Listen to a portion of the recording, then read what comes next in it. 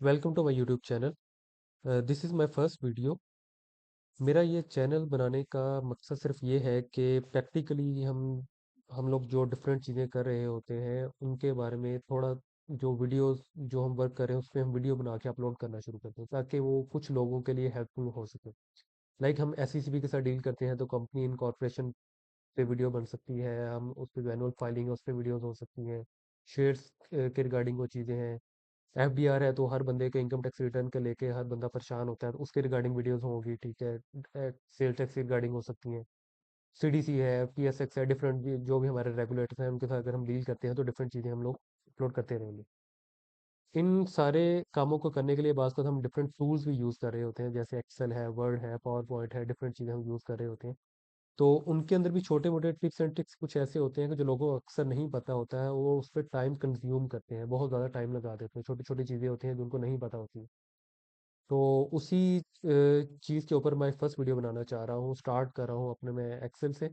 तो उस पे वीडियो बनाने जो हम बना रहे हैं वो ये है कि हम एक्सेल में बात हमें टेक्स्ट दिया होता है। टेक्स्ट अब जब लिखा हो सारे का सारा, फॉर एग्जांपल जैसे ये मेरे फर्स्ट एग्जांपल है, इसके अंदर सारे का सारा जो लिखा हुआ है वो सारे का सारा लोअर केस में लिखा हुआ है, स्मॉल लेटर्स में लिखा हुआ है।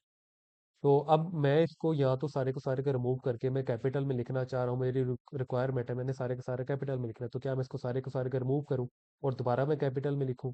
या ये सेकंड एग्जांपल में सारे का सारा अपर केस में लिखा हुआ है, कैपिटल लेटर्स में लिखा हुआ है, तो उसको मैं रिमूव करके मैं फिर स्मॉल लेटर्स में दोबारा लिखूँ, तो ये टाइम ज़ाया करने वाली बात है। तो उसके लिए एक्सेल के अंदर डिफरेंट फार्मूलाज हैं, डिफरेंट ट्रिक्स हैं, डिफरेंट चीज़ें हैं। तो इस चीज़ को करने के लिए ये 3 फार्मूलाज हैं, ये बहुत इंपॉर्टेंट है, ठीक है? इसको हम यूज़ करते हुए ये हम अपना जो रिक्वायरमेंट है उसको पूरी करेंगे। ऊपर का फार्मूला हम यूज़ करके जो भी टेक्स्ट हमारा स्मॉल लेटर्स में दिया हो हम उसको सारे के सारे को कैपिटल में कर सकते हैं। जैसे नेम्स वगैरह हमारे पास साथ होते हैं, हम उनको कैपिटल में लिखना चाह रहे होते हैं, ठीक है? तो वो उसको हम इस तरह यूज़ को कर सकते हैं। इसी तरह अगर आपका सारे का सारा डाटा आपका कैपिटल लेटर में दिया हुआ है, ठीक है, आप उसको सारे के सारे को स्मॉल लेटर में लिखना चाह रहे हैं, तो उसके लिए लोअर का फार्मूला यूज़ होता है। लोअर का फार्मूला यूज़ करके आप सारे के सारे को स्मॉल में कर सकते हैं। अपर में सारे का सारा हो गया, लोअर में सारे का सारा हो रहा। हर केस में ऐसे तो नहीं होता है, हम प्रॉपर इंग्लिश भाषा का उसके अंदर लिखी होती है जिसमें फर्स्ट वर्ड कैपिटल होता है और लास्ट वर्ड जो बाकी जो वर्ड्स होते हैं, रिमेनिंग वर्ड्स होते हैं किसी भी सेंटेंस के अंदर या वर्ड के अंदर, वो स्मॉल लेटर में होते हैं। तो वो प्रॉपर इंग्लिश में जो लिखे होते हैं उसके लिए अगर आपने करना है उसको, तो प्रॉपर का फार्मूला हम लोग यूज़ कर सकते हैं। उसमें जो आपकी सारे का सारा टेक्स्ट है वो प्रॉपर इंग्लिश में कर देगा। देखिए चेक करेंगे, इसमें फर्स्ट वर्ड सारे कैपिटल में और बाकी सारे स्मॉल में। अब वर्ड के अंदर भी यही चीज़ काम आ जाती है। उसके लिए डिफरेंट फार्मूलाज तो नहीं है, बट उसके अंदर एक शॉर्ट की होती है जो ये तीनों काम करती है।